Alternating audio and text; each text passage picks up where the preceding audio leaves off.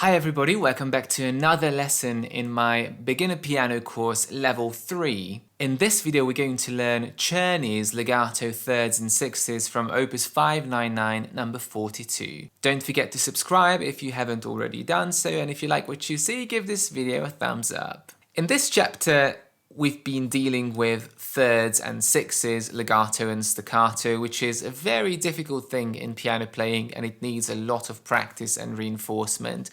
This piece by Czerny, or this exercise by Czerny, is definitely a more challenging exercise despite its short length, and it requires a lot of meticulous and focused practice to get all those articulation marks correct. The fingering is going to be crucial to be able to get through smoothly, especially when we have the legatos. The right hand has the main tune, but the left hand has a more unusual accompaniment pattern where it's moving in a more unpredictable way, not like an Alberti bass or some basic chords. So the left hand needs a lot of practice as well, and playing a lot hands separately. We are in F major, so every B is going to be B flat, and we are in 3/4, so 3 quarter note beats in every bar. The counting is fairly simple. We've got quarter notes, crotchets, and half notes minims, so 1, 2, 3, 1, 2, 3 all the way through, and we don't have any eighth notes or quavers, so it should be fairly easy to count. Let's have a look at the first line, which is until the repeat sign, and we're going to start with the left hand.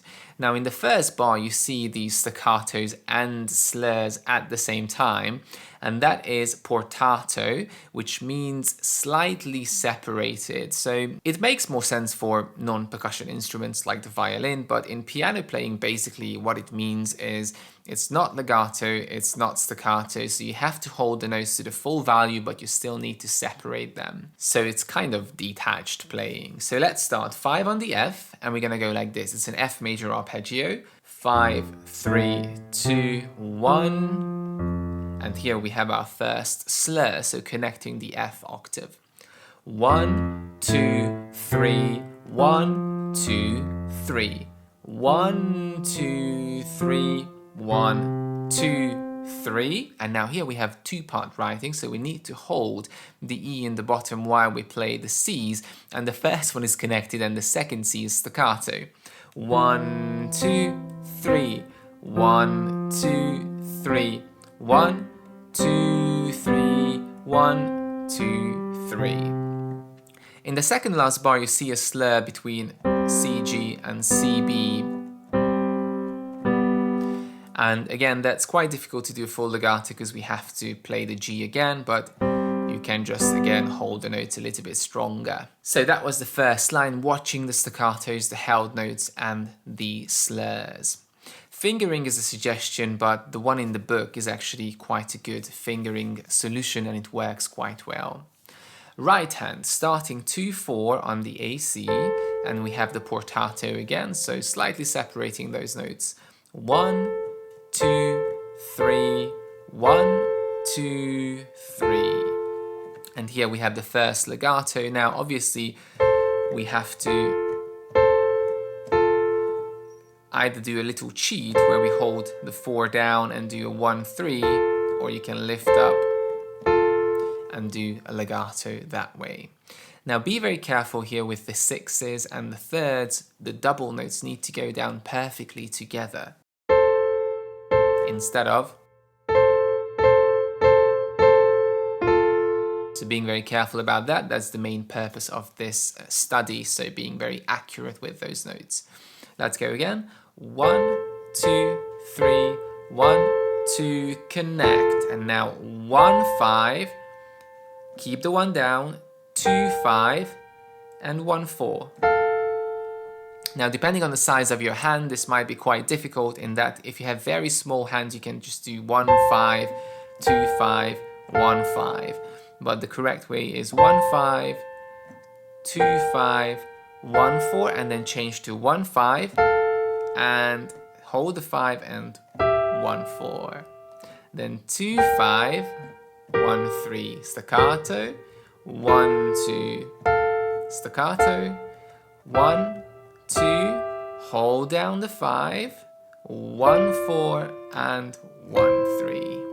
So these legatos between the sixes are quite tricky, and depending on what fingering you use, obviously they're all going to be half legatos because we need to lift up one finger to move on to the next chord, but just being very, very careful when you practice this.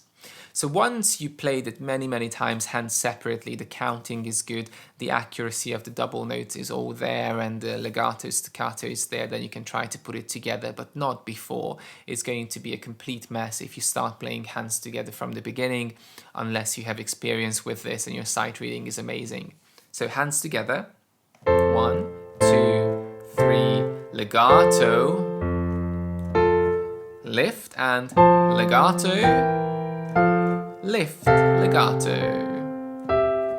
Hold down the E, hold down the F,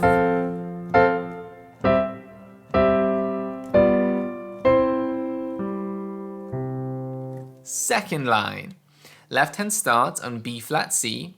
1, 2, 3, 1, 2, 3, 1, 2, 3, 1, 2, 3. Now again, you have a slur on all of these notes where the C is repeated, and obviously you have to lift up your hand to re-articulate those Cs, but in your mind you're thinking of a legato line.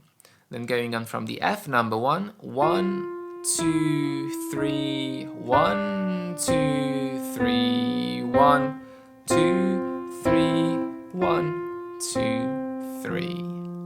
And there we are.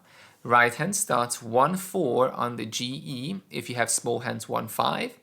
1, 2, 3, and now legato. 1-3, 2-4, 1-3, 2-4, lift up.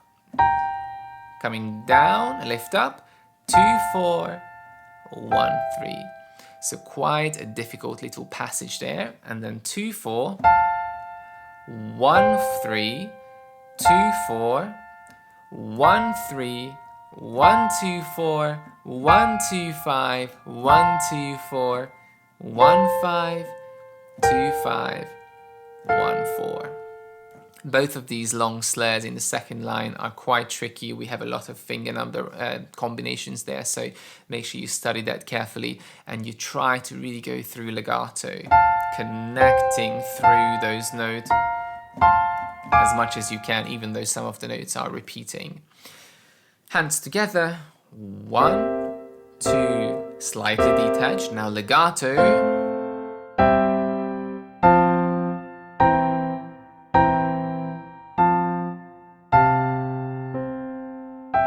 Now a big crescendo.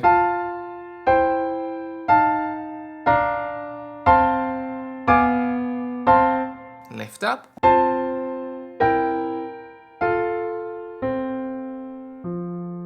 And there we are. Dynamics wise, it says piano and dolce from the start, so quietly and sweetly, gently, and we have a big crescendo with the chords in the end, but you can add slightly more dynamics to it, I believe. You could go quiet in the beginning of the second line and do a crescendo, diminuendo, and another crescendo. There's always room to make these Czerny exercises more expressive. And once you learn the whole piece hands together, then you can do the repeat as well if you want to, and go from beginning to end. And it's an amazing workout in legato and staccato thirds and sixes.